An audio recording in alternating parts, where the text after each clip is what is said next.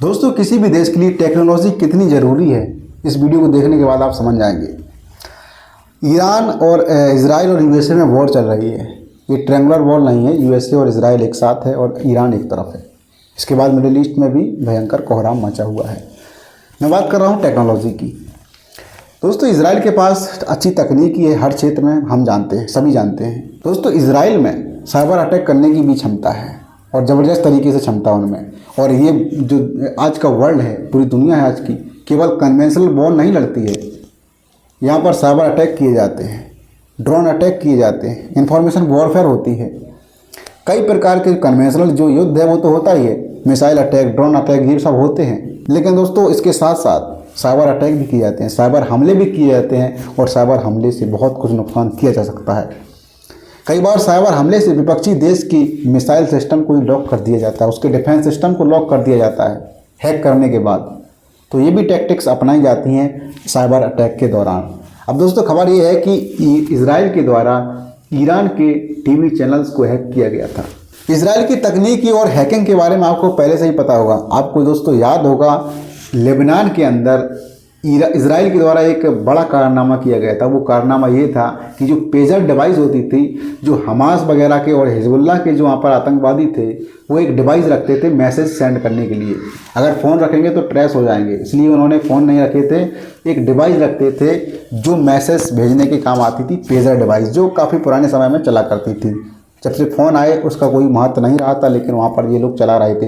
तो एक साथ इजराइल के द्वारा एक साथ करीब 3000 पेजर को अटैक किया गया था, जिसमें एक दो लोगों की मौत भी हुई थी, लेकिन बहुत सारे लोग जख्मी हुए थे क्योंकि कोई अपने यहाँ पर जेब में रखा हुआ था, कोई अपने पैंट के जेब में रखा हुआ था। तो इस तरह से पेजर अटैक हुआ था और डैमेज किया था।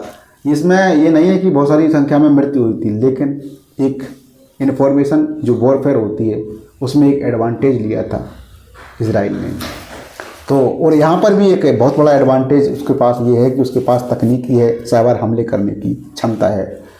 तो वहाँ पर टीवी चैनल्स को हैक किया गया और इजराइल के और यूएसए के पक्ष में खबरें चलाई जा रही थी और ईरान की जनता को संबोधित किया जा रहा था, जिसमें बेंजामिन नेतन्याहू जो इजराइल के राष्ट्रपति हैं, प्रधानमंत्री हैं, वो भाषण दे रहे थे और ईरान की जनता को संबोधित कर रहे थे। इन चीज़ों को देखकर इजराइल के लोग शौक हो गए कि हमारे टीवी चैनल्स पर इन लोगों की तस्वीरें, इन लोगों की स्पीचेस कैसे आ गई। यूएस के प्रेसिडेंट डोनाल्ड ट्रंप भी उसमें स्पीच दे रहे थे। तो इस तरह से पूरे टीवी सिस्टम को यह कर लिया था ईरान ने कुछ समय तक के लिए। जब ऐसा कर सकते हैं तो वो और भी साइबर हमले कर सकते हैं और इस तरह से साइबर अटैक तो जारी रहते ही हैं। कन्वेंशनल वॉरफेयर चलता रहता है, जो नया मॉडर्न वॉरफेयर है वो भी चलता रहता है। एक इन्फॉर्मेशन वॉरफेयर लगातार चलती रहती है। इन्फॉर्मेशन वॉरफेयर का मतलब ये है कि कोई देश दूसरे देश के खिलाफ, जो लड़ाई में होते हैं दोनों देश, उसके खिलाफ एक नैरेटिव सेट करने की कोशिश करता है कि हमने इसके इतने मार दिए, हमने इसके इतने एयरबेस तबाह कर दिए। ये मतलब इस तरह से पाकिस्तान ये खूब करता है। तो उसमें ये होता है कि जो जनता होती है वहाँ पर उसको एडवांटेज ये लगता है कि हमारा देश जीत रहा है और हम जज्बे के साथ अपने देश का सपोर्ट करते रहें, जिससे हमारे देश के जो नेता लोग हैं, जो हमारे देश के लीडर हैं, जो हमारे देश की कमान संभाले हुए हैं, उनका जो जज्बा है वो बढ़ा रहे।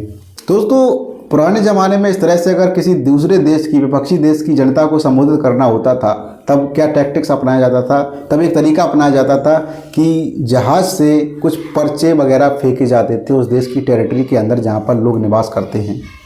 लेकिन अब क्या तरीका है, इजराइल ने दिखा दिया है कि अगर हमें दूसरे देश की जनता, हमारी जो दुश्मन देश की जनता है, जनता दुश्मन नहीं है उसके लिए, दूसरे देश की जो जनता है उसको अगर संबोधित करना है तो अब नए तरीके हैं। टेक्नोलॉजी के सहारे से, साइबर अटैक के माध्यम से दूसरे देश के जो टीवी चैनल्स हैं उनको हैक करके वहाँ पर अपनी स्पीचेस चलाई जा सकती है। अपने हिसाब से जो बातें कहना चाहते हैं वो कह सकते हैं।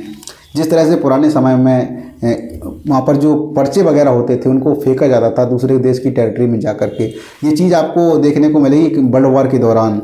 और वर्ल्ड वॉर के अलावा अगर बात की जाए तो इस तरह का एक इवेंट हुआ था बांग्लादेश में, जब वॉर चल रही थी। भारत मतलब जो ईस्ट पाकिस्तान है वहाँ पर जब वॉर चल रही थी, जब पाकिस्तान बना, बांग्लादेश बना जब 1971 में, तब वहाँ पर भारत की तरफ से इस तरह के कुछ पर्चे फेंके गए थे वहाँ पर और अन्य देशों की तरफ से भी पर्चे फेंके गए थे कि आप लोग तैयार रहो, हम आप लोगों का समर्थन कर रहे हैं और आप लोगों को आज़ादी दिलाएंगे। और वही चीज़ यहाँ पर देखने को मिल रही है।